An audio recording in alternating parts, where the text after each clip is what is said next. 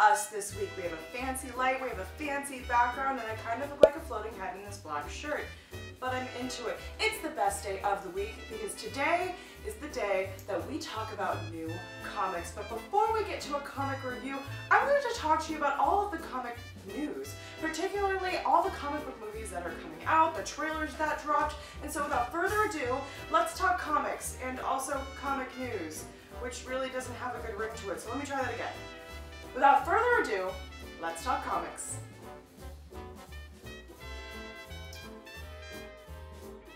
Listen, if I've said it once, I've said it 100 times, I love mutants. And so I was really excited when the Dark Phoenix trailer dropped. Well, I say I was really excited because I'm excited for a good mutant movie. The new reboot of the X-Men First Class and those subsequent movies have been good to me. I know that there are a lot of complaints out there in the internet sphere, the sphere of the internet, but you know, I'm not so picky. I just like seeing good mutant stories being told. In the Dark Phoenix trailer, you got to see some prime Dark Phoenix stuff. Now, they hinted at Dark Phoenix in X-Men Apocalypse when Jean sort of rises up and she taps into her powers and you see those flames that look like a phoenix. You know, they're a little heavy-handed with the gesture, but it's fine. But in this movie, you get to see her darker side. She's flinging stuff and flinging cars and causing mayhem. I'm excited for this movie. I'm excited for this movie because I think it's great. They have a young cast of actors. You're going to see a lot of the people who were in the other movies coming back. That's James McAvoy as Xavier. That's Michael Fassbender as Magneto. You've got Nicholas Hoult as Beast, and you've got Jennifer Lawrence as Mystique. And, you know, they're all going to be dealing with what's going on with Jean Grey. But it's not always what happens. It's always Jean Grey this, and Jean Grey that, and Scott Summers this, and Scott Summers that. Where is Emma Frost?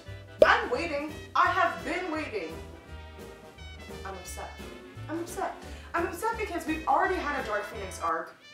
Kinda. No fault to Famke Janssen. I love her. I think she's a great actress. And I thought she played a great Jean Grey. But there were some problems with that movie. Listen, I'm not a movie critic, so I'm not going to get into it super deep. If you saw the movies and you're an X-Man, just one singular X-Man, you saw the movies. If you're an X-Men fan, then you know what the problems with that movie were, and I don't need to tell you. So I'm excited to see a new telling of this Dark Phoenix storyline in a way that, I don't know, might give it the justice that a lot of us think it deserves. It's directed by Simon Kinberg, who's a longtime X-Men writer, and he really cares about where these storylines are going. And he also said in an interview that it's going to take the X-Men to outer space for the first time. If you don't know, the Dark Phoenix is Jean Grey's alter ego, but she's cosmic in nature. She comes from outer space. It sounds weird when I say it like that, but it's really cool. Trust me, if you haven't bought into the, X-Men franchise, if you're not a fan of the movies and you didn't see them, this will probably be the one you want to see. I think it's going to be really good. Not only that, but I think the special effects, I mean, come on, it's 2018. It's going to look amazing. So I'm really excited about that from that perspective, you know? Again, I'm not a movie critic. I like to eat a big tub of popcorn and kick back and relax and have images put in front of my eyes because, I'm a millennial. Sophie Turner is a great actor. She played a great Jean Grey in X-Men Apocalypse, and so I'm really excited for those things. But I just can't help but feel like we're dipping into a well we already dipped into. And I know that in X-Men First Stand, it was kind of a watered-down version of a very beloved storyline.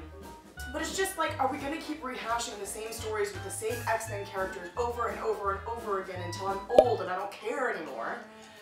Kind of seems that way. That being said, I know I just went on a tear, but I am really excited for this film. I'm excited what it means for the X-Men franchise and where it's going to go. And I'm excited to see all these new young actors reprising the roles of characters that are very beloved to me.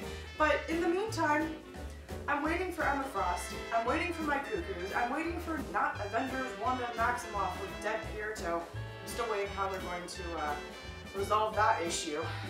So I'm excited. Dark Phoenix, February 14th, 2019. And let's take a minute to talk about our favorite edgy journalist. No, I'm not talking about me. I'm of course talking about Eddie Brock. The new Venom movie is coming out October 5th. That's one day after my birthday, in case you were wondering. I know that you weren't. And that is next week, and I'm real excited for that one. I'm excited because it does look edgy and it does look interesting, and I really like the Spider-Verse. I mean, I'm waiting for Spider-Gwen. I know that she's going to be in that multiverse movie that's coming out, the animated one. But listen, I'll take Eddie Brock, and I'll take the symbiotes, and I'll take Venom. And the IMDb tag for this movie is that Eddie Brock is going to have to create this alter ego to save his own life, and we know that the symbiotes are, I mean, they're kind of jerks. So they hold him a little bit hostage in a gross, sticky way, you know, but it'll be interesting to see the dichotomy between Eddie Brock, edgy journalist, and like symbiote Venom guy, and how he's going to have to deal with, you know, the symbiotes trying to kill things. Seems like a journalist probably wouldn't be chill with that, but I can't speak on behalf of all journalists. Now, it's got a great cast of characters. You're going to see Ed Hardy, that's, that's the wrong thing. You're going to see Tom Hardy, Jenny Slate, who I love, she's hysterical. Woody Harrelson is in this film. I know a lot of people are upset because this movie received a PG-13 rating, and they were hoping for that R rating like Deadpool and Deadpool 2.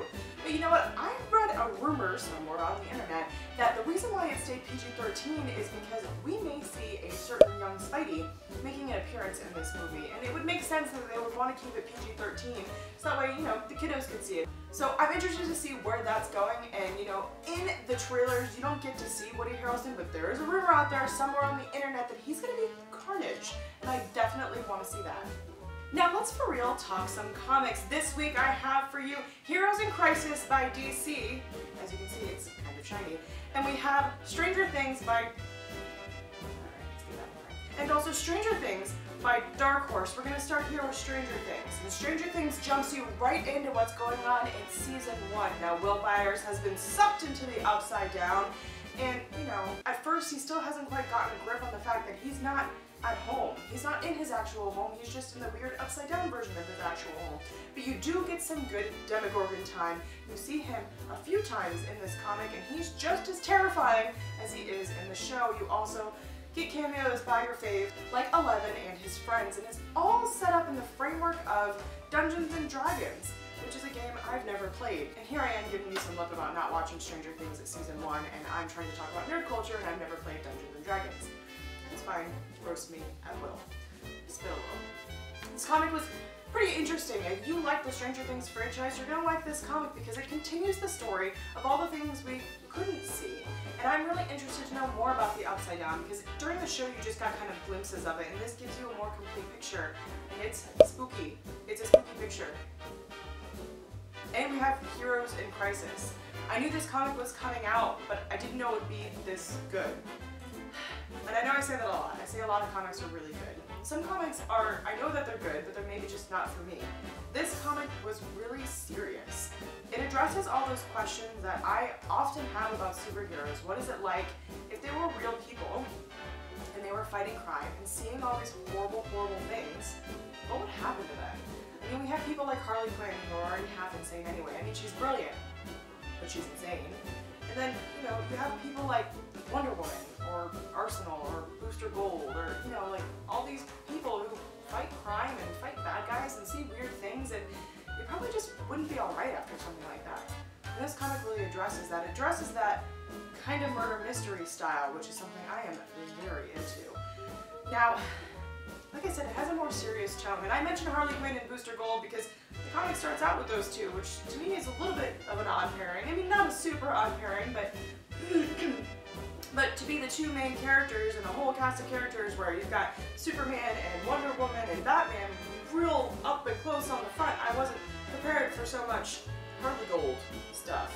I'm into it, no complaints. I oftentimes am pretty critical of the depiction of Harley Quinn. I think they did a great job in this comic, and it's beautiful, as you expect it to be. It is a DC comic, you know it's going to be good.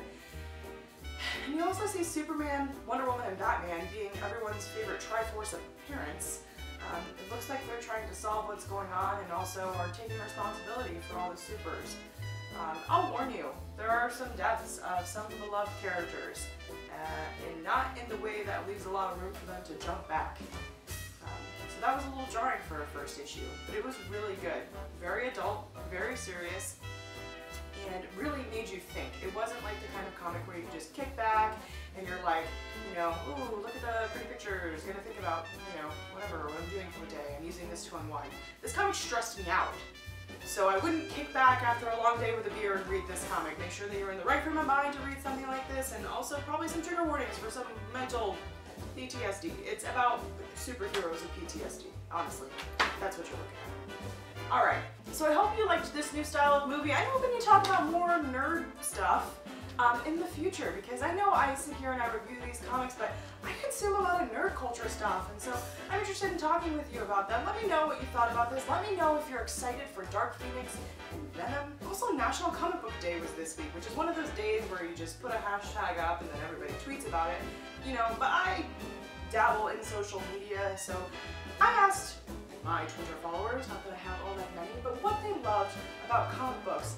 And I got some great answers. The Museum of Science and History here in Jacksonville said that they love both the science and history of comic books. I had a follower who said that they loved it when villains talk about themselves in third person. Destiny agrees. And I had a friend who said that she just loves disappearing into a world where the good guys almost always win. And I definitely agree with that too.